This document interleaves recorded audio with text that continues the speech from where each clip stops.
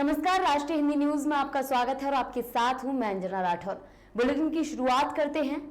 विश्व हिंदू महासंघ के राष्ट्रीय अध्यक्ष और सीएम योगी आदित्यनाथ के 51वें जन्मदिन को विश्व हिंदू महासंघ वाराणसी मंडल के सभी 4 जनपदों में बड़े ही धूमधाम से मनाया गया, जिसमें संगठन के सभी प्रकोष्ठ के वरिष्ठ पदाधिकारी और सदस्य भी शामिल हुए।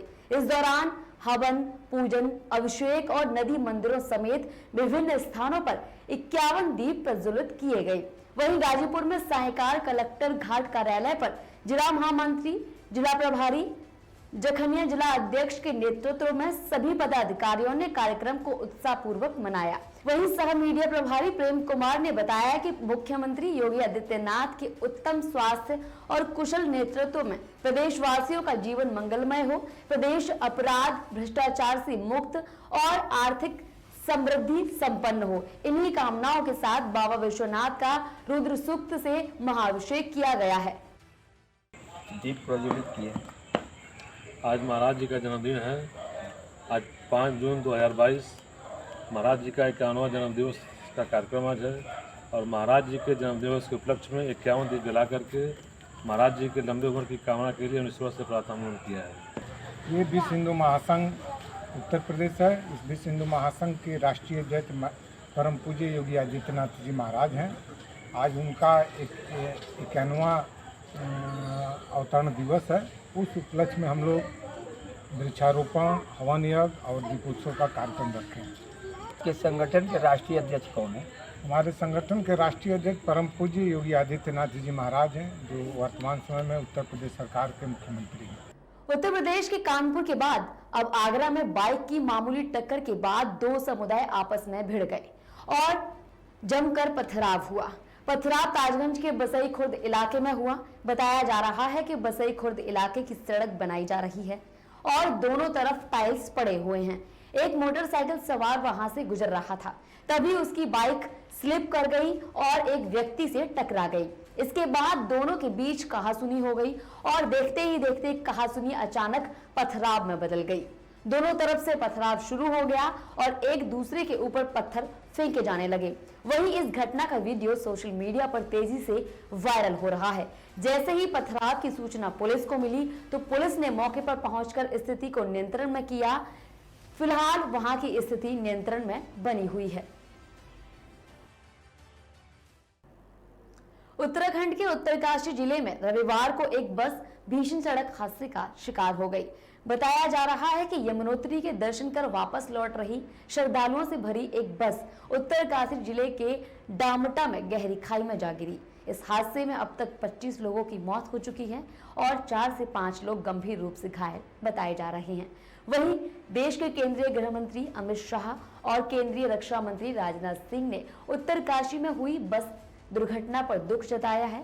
गृह मंत्री अमित शाह ने अपने ट्विटर अकाउंट से एक ट्वीट किया है, जिसमें उन्होंने कहा है कि उत्तराखंड में श्रद्धालुओं से भरी बस की खाई में गिरने की सूचना अत्यंत दुखद है। इसे लेकर मैंने मुख्यमंत्री पुष्कर सिंह धामी जी से बात की है। स्थानीय प्रशासन, SDRF की टीमें बचाव कार्य में लगी हैं और घायलों को इलाज के लिए नजदीकी अस्पताल ले जाया जा रहा है। वहीं केंद्रीय रक्षा मंत्री राजनाथ सिंह ने भी दर्दनाक बस हादसे पर ट्वीट कर दुख व्यक्त किया है। उत्तराखंड के पुष्कर सिंह धामी ने भी सड़क हादसे को लेकर मुआवजे की ऐलान करते हुए दुर्घटना में मारे गए लोगों के परिजनों को 1-1 लाख रुपए और घायलों को 50,000 रुपए देने का ऐलान किया है। इससे पहले देश के प्रधानमंत्री नरेंद्र मोदी ने भी इस सड़क हादसे को लेकर शोक व्यक्त करते हुए राहत पैकेज की घोषणा की थी। प्रधानमंत्री ने ऐलान किया है कि इस सड़क दुर्घटना के प्रत्येक मृतक के परिजनों को 2-2 लाख रुपए और घायलों को 50,000 रुपए की अनुग्रह राशि प्रधानमंत्री राहत कोष से दी जाएगी।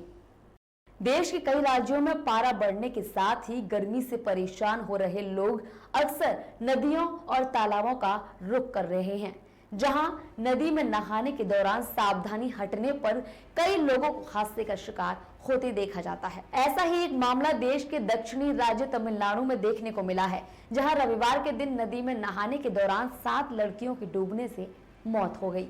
हादसे में मरने वाली लड़कियों में 4 बालिग हैं और 3 नाबालिग लड़कियां शामिल हैं। कुड्डालोर में नीलूकुप्पम पुलिस ने जानकारी देते हुए बताया कि ये घटना उस वक्त हुई जब नदी के पानी में नहाने गई थी लड़कियां। लड़कियों के डूबने की खबर मिलते ही आसपास के इलाके में सनसनी फैल गई और परिवार में मातम पसर गया। वहीं इस घटना पर तमिलनाडु के मुख्यमंत्री एम.के. स्टालिन ने गहरा दुख व्यक्त किया है। साथ ही राहत कोष की घोषणा करते हुए हादसे में मृतकों के परिजनों को 5-5 लाख रुपए देने का ऐलान किया है। इसके अलावा सीएम स्टालिन ने प्रशासन से अपील करते हुए कहा है कि जल निकायों में नहाने वाले बच्चों की अधिक सावधानी से निगरानी करने की योजना पर काम करें। वहीं उनका कहना है कि नदियों और तालाबों में नहाने वाले बच्चों और युवाओं की सुरक्षा की पूरी तरह सुनिश्चित होनी चाहिए। वहीं नदी और तालाबों के स्थानीय निकाय लोगों को आगाह करने के लिए चेतावनी और नोटिस बोर्ड लगाए जाने के भी निर्देश दिए हैं, जिसकी मदद से लोगों को नदी के इलाके के बारे में अधिक जानकारी मिल सके और वो भविष्य में किसी भी तरह के हादसे से बच सके। ज्ञानवापी परिसर के बाहर आज हनुमान चालीसा का पाठ करने का ऐलान किया गया है। इसके साथ ही अब मुक्तेश्वरानंद जलाभिषेक की जिद पर अभी भी अड़े हुए हैं। इस संगठन की ओर से दाखिल की गई एक याचिका पर आज वाराणसी कोर्ट में सुनवाई भी होगी। बता दें कि ज्ञानवापी मस्जिद के वजूखाने में शिवलिंग मिलने के दावे पर संत समाज सड़कों पर उतर आया है। ये मामला अदालत में है, लेकिन वाराणसी में इसे लेकर हर रोज किसी न किसी संगठन के जरिए पूजा करने की मांग उठ रही है। अखिल भारतीय ज्ञानवापी मुक्ति महापरिषद ने एक बार फिर ज्ञानवापी परिषद के बाहर हनुमान चालीसा पाठ करने का ऐलान किया है। कार्यक्रम के मुताबिक सुबह काशी विश्वनाथ परिसर में मौजूद हनुमान जी की मूर्ति की पूजा की जाएगी। उसके बाद हनुमान चालीसा पाठ कर ज्ञानवापी की मुक्ति के लिए प्रार्थना की जाएगी। बता दें कि इससे पहले भी इस संगठन से जुड़े लोग यहां पूजा कर चुके हैं। वहीं अखिल भारतीय ज्ञानवापी मुक्ति महापरिषद ने पूजा की मांग को लेकर याचिका लगाई है, जिसमें कोर्ट से मांग की गई है कि दिन में एक बार पूजा करने के लिए उन्हें इजाजत मिले। इसी याचिका पर आज वाराणसी की अदालत सुनवाई करेगी। गौरतलब है कि वाराणसी स्थित ज्ञानवापी मस्जिद के वजूखाने में शिवलिंग पर जल चढ़ाए जाने के ऐलान करने के बाद स्वामी अभिमुक्तेश्वरानंद को पुलिस ने उनके मठ में ही रोक दिया।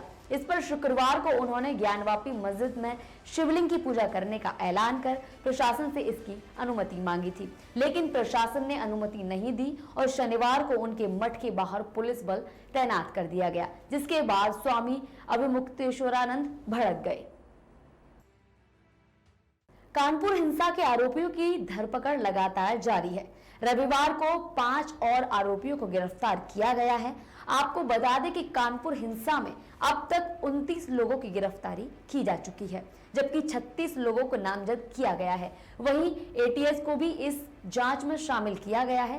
कानपुर हिंसा में अब तक गिरफ्तार सभी आरोपियों को अदालत में पेश किया गया। कोर्ट ने सभी आरोपियों को 14 दिन के लिए जेल में भेज दिया है। इस बीच कानपुर हिंसा की जांच के लिए एसआईटी गठित की गई है। पुलिस उपायुक्त संजीव त्यागी एसआईटी की निगरानी करेंगे, जबकि जांच में एटीएस को भी शामिल किया गया है। वहीं कानपुर हिंसा की जांच पीएफआई के एंगल से भी की जा रही है। इस मामले में समाजवादी पार्टी से जुड़े रहे निजाम कुरैशी का नाम भी सामने आ रहा है, लेकिन उनकी अभी तक गिरफ्तारी नहीं हुई है। समाचार एजेंसी पीटीआई के मुताबिक वरिष्ठ पुलिस अधिकारी ने बताया कि मुख्य आरोपी हयात जफर हाशमी समेत गिरफ्तार लोगों को रविवार को विशेष मजिस्ट्रेट की अदालत में पेश किया गया, जहां से उन्हें 14 दिन की न्यायिक हिरासत में भेज दिया गया है। पुलिस उपायुक्त प्रमोद कुमार ने बताया कि गिरफ्तार किए गए लोगों की संख्या अब तक 29 हो गई है, जबकि 100 से अधिक आरोपियों की पहचान हो चुकी है। वहीं कानपुर के पुलिस आयुक्त विजय सिंह मीणा ने कहा कि घटना की विधिवत जांच के लिए एसआईटी का गठन किया गया है। उन्होंने कहा, हम जांच करेंगे कि क्या उनका पीएफआई के साथ कोई संबंध है, जिसमें उसी दिन मणिपुर और पश्चिम बंगाल को बंद करने का आह्वान किया था। इस मामले में उत्तर प्रदेश एटीएस के अपर पुलिस महानिदेशक नवीन अरोड़ा ने भी रविवार को कानपुर का दौरा किया और घटना की जांच कर रही पुलिस से बातचीत की। बदायूं में बाइक चोरी के शक में पकड़कर लाए गए युवक को 1 महीने पहले 3rd डिग्री दिए जाने का मामला सामने आया है। इस मामले में अब AIMIM चीफ असदुद्दीन ओवैसी ने योगी सरकार को निशाने पर लिया है। असदुद्दीन ओवैसी ने पीड़ित का वीडियो ट्वीट करते हुए लिखा है कि बाबा की ठोक दो नीति की वजह से पुलिस वालों को लगने लगा है कि कानून उन पर लागू नहीं होता है। मुसलमानों और गरीबों के खिलाफ हिरासती हिंसा और पुलिस बर्बरता की खबरें आम हैं। पीड़ित के इलाज का खर्च सरकार को उठाना चाहिए। जल्द से जल्द मुआवजा देने की जरूरत है। उन्होंने आगे लिखा कि पुलिस वालों पर कमजोर धाराएं लगाई गई हैं, क्या उन पर रासुका नहीं लगेगा? धारा 307 के तहत कार्रवाई होनी चाहिए। दरअसल मामला बदायूं जिले के ककराला पुलिस चौकी का है। कस्बे के वार्ड संख्या 12 के रहने वाले यूनिस अली के बेटे रेहान को 2 मई को पुलिस ने गिरफ्तार किया था। तब वो मजदूरी के पैसे लेकर वापस आ रहा था और उस पर बाइक चोरी का आरोप था। पुलिस चौकी के अंदर तत्कालीन चौकी इंचार्ज सत्यपाल सिंह, सिपाही नरेंद्र शेखर, जवाला सोनू और विपिन के द्वारा उसके साथ मारपीट की गई थी, जिसमें परिजनों को आरोप है कि उसको करंट भी लगाया गया है और उसके गुप्तांग में डंडा भी डाला गया। परिजन उसका इलाज निजी चिकित्सक में करवाते रहे और उसकी हालत दिन ब दिन बिगड़ती चली गई। बीते बुधवार को जब उसकी हालत ज्यादा बिगड़ गई तो परिजनों ने इस मामले की शिकायत आला अधिकारियों से की है। आरोप है कि पुलिसकर्मियों ने रेहान को छोड़ने के बदले 5,000 रुपए की रिश्वत भी ली। वहीं मामला संज्ञान में आने के बाद बदायूं जिले के एसएसपी डॉक्टर ओपी सिंह ने मामले की जांच दातागंज सीओ प्रेम कुमार थापा को सौंप दी है। जांच में आरोप सही पाए जाने के बाद दोषी पुलिसकर्मियों के खिलाफ मुकदमा दर्ज कर लिया गया है। इसके अलावा अन्य कार्रवाई की तैयारी की जा रही है। हापुड़ में केमिकल फैक्ट्री में विस्फोट मामले में पुलिस ने फैक्ट्री के मालिक वसीम को गिरफ्तार कर लिया है। शनिवार रात हुई इस घटना में अब तक 13 लोगों की मौत हो चुकी है। बताया जा रहा है कि ब्लास्ट के दौरान वसीम भी घायल हुआ है। पुलिस वसीम से पूछताछ कर रही है। वहीं घटना में घायल 18 लोगों का दिल्ली, मेरठ और गाजियाबाद के अस्पताल में इलाज चल रहा है। शुरुआत में ऐसी खबर आ रही थी कि वसीम के परिजन घर में ताला लगाकर फरार हो गए हैं। वहीं आरोपी फैक्ट्री मालिक की गिरफ्तारी के लिए पुलिस ने 3 टीमें गठित की थी। पुलिस ने बिल्डिंग मालिक मेरठ के रहने वाले दिलशाद और वसीम के खिलाफ केस दर्ज किया है। वसीम ने दिलशाद से किराए पर यह फैक्ट्री ली थी। वहीं ऐसे आरोप लग रहे हैं कि केमिकल फैक्ट्री रूही इंडस्ट्री में इलेक्ट्रॉनिक उपकरण बनाने की आड़ में अवैध रूप से पटाखा बनाया जा रहा था। यह फैक्ट्री धौलाना थाना क्षेत्र के खिचरा स्थित UPSIDC इंडस्ट्रियल एरिया में मौजूद है।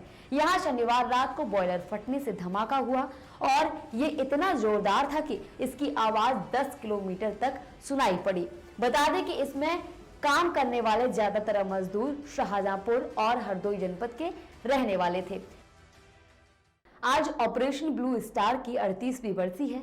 इस मौके पर अमृतसर में कट्टरपंथी संगठनों ने आज बंद का भी आह्वान किया है। ऐसे में तनाव को देखते हुए पुलिस ने पूरे इलाकों को छावनी में तब्दील कर दिया है। शहर के चप्पे चप्पे पर पुलिस का कड़ा पहरा नजर आ रहा है। वहीं सड़कों पर फ्लैग मार्च भी निकाला गया। गौरतलब है कि स्वर्ण मंदिर की सुरक्षा में थोड़ी सी भी लापरवाही ना हो सके, इसके लिए सुरक्षा व्यवस्था भी चाक चौबंद कर दी गई है। बता दें कि ऑपरेशन ब्लू स्टार की बरसी पर कट्टरपंथी संगठनों द्वारा बंद बुलाए जाने के मद्देनजर दल खालसा नाम के संगठन ने ऑपरेशन ब्लू स्टार के खिलाफ जगह जगह पोस्टर भी लगाए हैं। तनावपूर्ण माहौल को देखते हुए सुरक्षा बल के जवानों ने भी मोर्चा संभाल लिया है ताकि अमृतसर की सुरक्षा में कोई सेंध न लगा सके।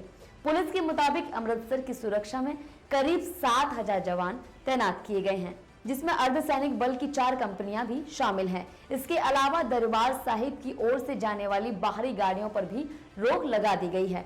गौरतलब है कि ऑपरेशन ब्लू स्टार के तहत तत्कालीन प्रधानमंत्री इंदिरा गांधी द्वारा अमृतसर में हरमिंदर साहिब कॉम्प्लेक्स यानी स्वर्ण मंदिर में छिपे सिख आतंकवादियों को बाहर निकालने के लिए एक सैन्य कार्रवाई की थी। 1 जून से 8 जून 1984 के बीच चलाए गए इस ऑपरेशन में कई लोगों की जान चली गई थी और स्वर्ण मंदिर कुछ हिस्सा क्षतिग्रस्त हो गया था। ऑपरेशन ब्लू स्टार के बाद ही प्रधानमंत्री इंदिरा गांधी की उनके सिख अंगरक्षकों द्वारा हत्या कर दी गई थी। इंदिरा गांधी की हत्या के बाद दंगे भड़क गए थे, जिसमें लगभग 3,000 लोग मारे गए थे। सलमान खान और उनके पिता सलीम खान के नाम किसी अनजान शख्स ने धमकी भरा लेटर भेजा है। खबर है कि एक धमकी भरे लेटर को रविवार को बांद्रा के बैंड स्टैंड प्रोमेनाड में पाया गया। इस लेटर में सलीम और सलमान को जान से मारने की धमकी दी गई है। लेटर सलीम के गार्ड को उस जगह मिला था जहां सलीम अपनी मॉर्निंग वॉक के बाद जाकर बैठते हैं। इस मामले को लेकर मुंबई की बांद्रा पुलिस ने एफआईआर दर्ज कर ली है। बताया जा रहा है कि लेटर में सलमान खान और सलीम खान को उनका हाल सिद्धू मूसेवाला जैसा करने की धमकी दी गई है। शख्स ने लिखा, सलीम खान, सलमान खान, बहुत जल्द तुम्हारा हाल सिद्धू मूसेवाला जैसा होगा। लेटर मिलने के बाद सलीम खान ने अपने सिक्योरिटी गार्ड के जरिए पुलिस में शिकायत दर्ज करवाई थी। उनके बयान को दर्ज कर पुलिस ने आईपीसी के सेक्शन 506 के तहत मामला दर्ज कर लिया है। सलीम खान ने पुलिस को बताया कि मॉर्निंग वॉक खत्म करने के बाद उनका रोज एक ही बेंच पर बैठना फिक्स है। वो रविवार सुबह अपने 2 बॉडीगार्ड्स के साथ वॉक पर गए थे। ऐसे में एक बॉडीगार्ड ने बेंच पर लेटर पड़ा हुआ देखा था। अपनी शिकायत में सलीम ने किसी पर इस जान से मारने की धमकी को देने का शक नहीं जताया है। धमकी भरे लेटर को भी उन्होंने पुलिस को सौंप दिया है।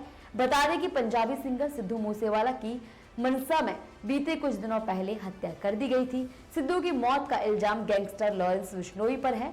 गौरतलब है कि बिश्नोई ने सलमान खान को साल 2018 में धमकी भी दी थी। हालांकि सिद्धू मूसेवाला की हत्या के बाद सलमान खान की सिक्योरिटी को बढ़ा दिया गया है, लेकिन मुंबई पुलिस ने इस बात को खारिज कर दिया था। उन्होंने कहा था कि सलमान खान को मुंबई पुलिस से पहले जैसी सिक्योरिटी ही मिल रही है। फिलहाल के लिए खबरों में इतना ही। देखते रहिए राष्ट्रीय हिंदी न्यूज। जय हिंद।